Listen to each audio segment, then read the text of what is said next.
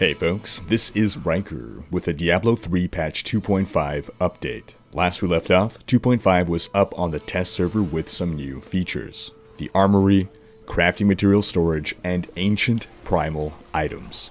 If you missed that news, you can check out our video for an overview, and you can also check out a video on Diablo 2 developer David Brevik's thoughts on ancient primals. Now, it's been a week since Blizzard also added some class balance changes to possibly shake up the meta. And they just recently revealed a complete revamp to the poorly received Primal Ancient items. And the question is, do these changes to Primal Ancients make them a welcome addition to the game? We'll go over that in a bit, but let's start with the balance changes. We'll go through these class by class, starting with the Barbarian. Now, I would love to show you guys some relevant gameplay footage, but unfortunately there was a PTR wipe, and so I've lost everything that I farmed for. Anyway, for the Barbarian, a rework to the Rumble rune on Seismic Slam seemed to have implications for the leapquake build.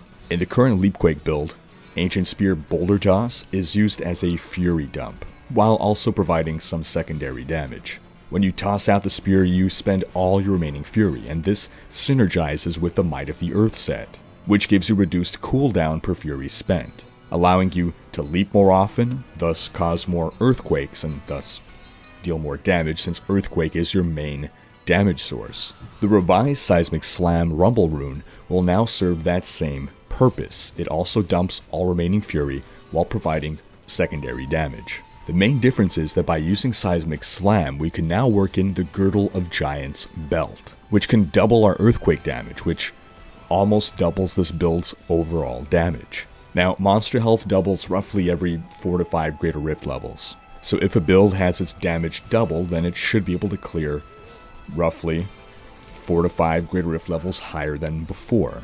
So this change to the Barbarian should make Leapquake able to clear about 4 Greater Rift levels higher than in the past. And on the PTR, I've seen it clear a 94. Leapquake was always a build that was just on the verge of making it into the meta, and this buff may be what it needed. It may not become top, but it'll likely become at least viable.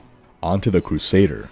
The roll and set damage buff has been doubled, and as we just said, doubled means about 5 Greater Rift levels. The roll and sweep Crusader was, at a time, the most powerful Crusader build, and that was before the crowd control nerf. You used to use the lightning rune on sweep attack to keep monsters permanently crowd controlled, and that's no longer possible, which is why the fire rune is now the preferred rune for more damage. I've seen the updated Rollins clear a Greater Rift 95 on the PTR, but bear in mind that most of these clears are done with thousands of Paragon levels, and this one in particular was over 4,000. While Rollins is certainly better than it used to be, the Crusader already has 2 super powerful solo builds able to clear at least Greater Rift 100. The Hammerden and the Legacy of Nightmares Thorns build. The big problem with Rollins, however, isn't the damage, but rather that Rollins tends to be clunky. It lacks synergy, it lacks survivability, and it suffers from resource issues. Bigger numbers doesn't fix Rollins, and I don't imagine these changes will bring Rollins into the meta, but it would help you gear for another set if all you have is Rollins. Onto the Demon Hunter. The Quiver Holy Point Shot received a legendary power. It now lets Impale throw 3 daggers instead of 1. They spread out in a narrow triangle. This is a buff to the Shadow's Mantle set, which is arguably the worst Demon Hunter set. Its problem has always been that it does great single target damage, but terrible area damage, and Diablo is a game about area damage. The 2 extra daggers do help to spread some of the damage around, but it's just not enough. Expert Demon Hunter player Wudijo told me that the new Quiver power is basically useless, and will have 0 effect on the Demon Hunter meta. Looking at the leaderboard clears on the test server, I couldn't find a Shadow build clear above Greater Rift 81, which is both a reflection on how weak the build is, and how unmotivated players are to try to even push with this build, which, according to Wudijo, could possibly max out around Greater Rift 90 to 92, with a perfect rift. That is to say on current live servers, patch 2.4.3. Now, while making this video, a new patch went out to the PTR that further buffed Holy Point Shot by allowing all 3 daggers to hit the same target and all benefit from the 6-piece damage buff of Shadows. And Wudijo believes that this will have the effect of boosting the set another 3 Greater Rift levels. So we're looking at ideally a 93 to 95 Greater Rift clear with shadows, which is a lot closer to the current top Demon Hunter builds, but still not quite there. Onto the Monk.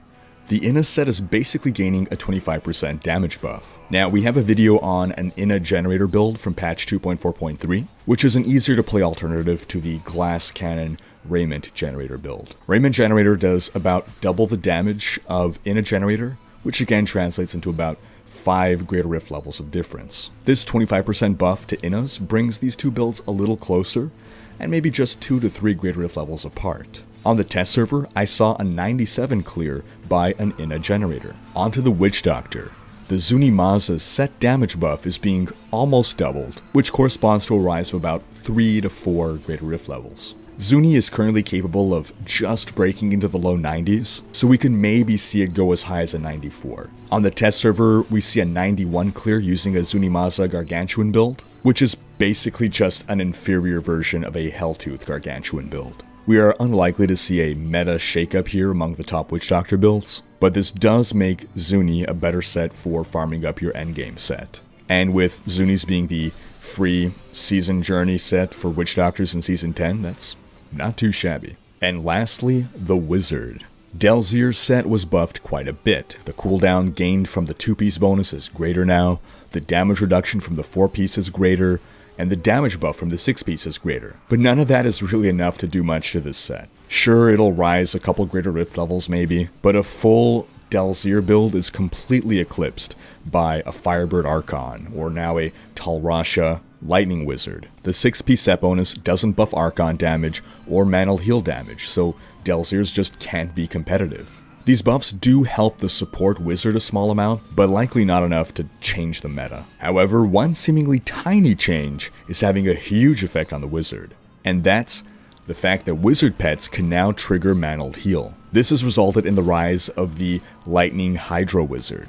It's very similar to the Lightning Archon that is currently dominating, but includes the power Lightning Hydra and the Serpent Sparker wand to spawn a second Hydra. Since Mantled Heal procs form the brunt of your damage as a Lightning Wizard, having 2 additional sources of Lightning procs tremendously boosts your damage. I mean, we're talking double, possibly triple damage. I saw Hydra Wizard clear a 97 on the PTR, but it can definitely do over Greater Rift 100, and is poised to be the best wizard build unless a nerf comes, which I suspected might. I'll put up a build guide on the Hydra Wizard when possible, if it hasn't been nerfed to crap.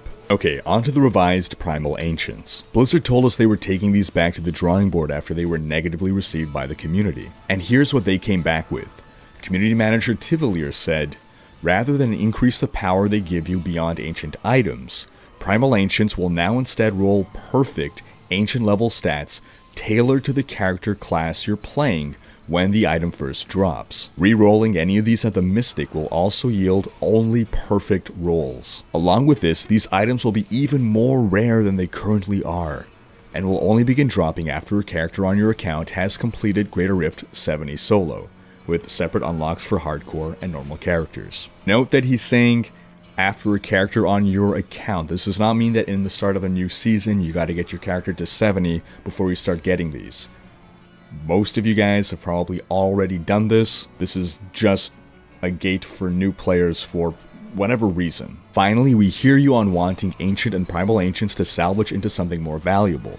With the upcoming PTR patch, Ancient items will salvage into 3 Forgotten Souls, and Primal Ancients will salvage into 15 Forgotten Souls.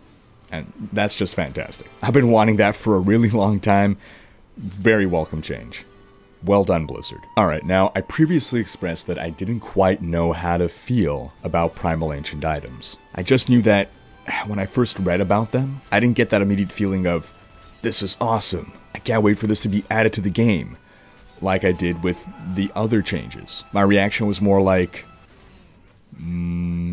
But reading the changes posted by Tivolier, my first reaction is, this is great. I feel Blizzard really listened to our feedback and came back with something that we're happy to have added to the game. One issue that I had with Primal Ancients 1.0, let's say, was the power creep. Bigger numbers are not more interesting. I'm fine with power creep if it comes as a result of a cool new power, but not just numbers arbitrarily dialed up. Another issue I had is that Primal Ancients 1.0 rendered virtually every piece of gear you currently have as suboptimal. I know it doesn't actually change anything, but just the psychological factor of knowing that there are significantly better items out there, a whole other class of super items, makes it feel like, to me, like I have to get this. It's not just like, well, if I get it, awesome. It's like, no, I have to get this. Like right now, I have to get an ancient weapon. That power difference is just too great for me to ignore. And depending on your class and build, getting an ancient weapon could be difficult, but it's still feasible to obtain within a season. A primal ancient weapon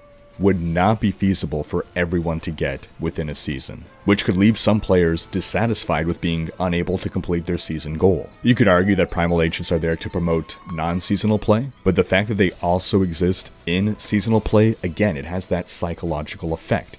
I don't have my best in slot gear piece, and you're gonna see other people will have it, and that's gonna make you feel even worse about not getting it yourself. But with Primal Ancients 2.0, there's no significant power difference. It's just a perfect ancient. Yes, it's better, but it's not gonna be a couple greater rift levels better. It's an item that you'll never need to replace, assuming you have all the right stats on it. I personally won't feel that I need a Primal Ancient, but if I get one, I'll be excited. And if it has the right stats, that marks the end of gearing for that slot. And I think that's something great to chase and grind for. A check mark that says, you have the best possible item in this slot, you don't need to look at any other items in the slot unless you want to change build.